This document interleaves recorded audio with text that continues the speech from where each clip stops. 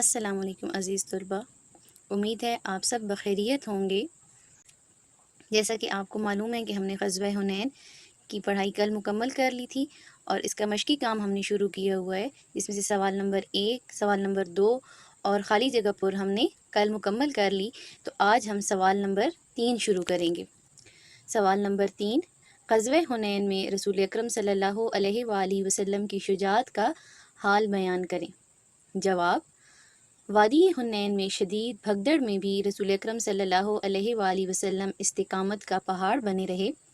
آپ صلی اللہ علیہ وآلہ وسلم کا رخ کفار کی جانب تھا اور آپ صلی اللہ علیہ وآلہ وسلم آگے بڑھتے ہوئے فرما رہے تھے: میں نبی ہوں، یہ جھوٹ نہیں، میں عبد المطلب کا بیٹا ہوں۔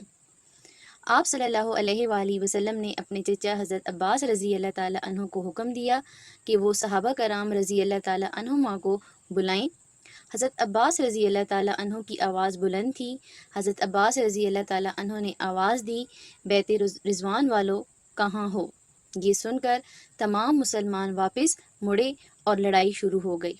پھر آپ صلی اللہ علیہ وآلہ وسلم نے مٹھی بھر مٹی لے کر دشمن کی طرف پھینکی۔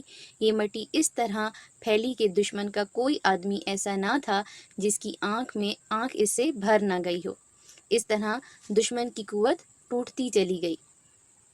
سوال نمبر 4، غزوہ حنین سے ہمیں کیا سبق ملتا ہے؟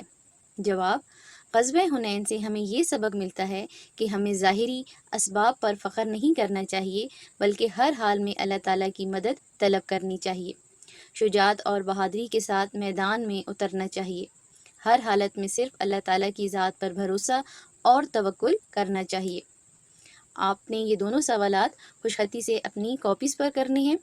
اگر آپ کو کوئی چیز سمجھ نہ آئے تو آپ کمنٹ باکس میں پوچھ سکتے ہیں۔ اپنا خیال رکھیے گا۔ اللہ حافظ۔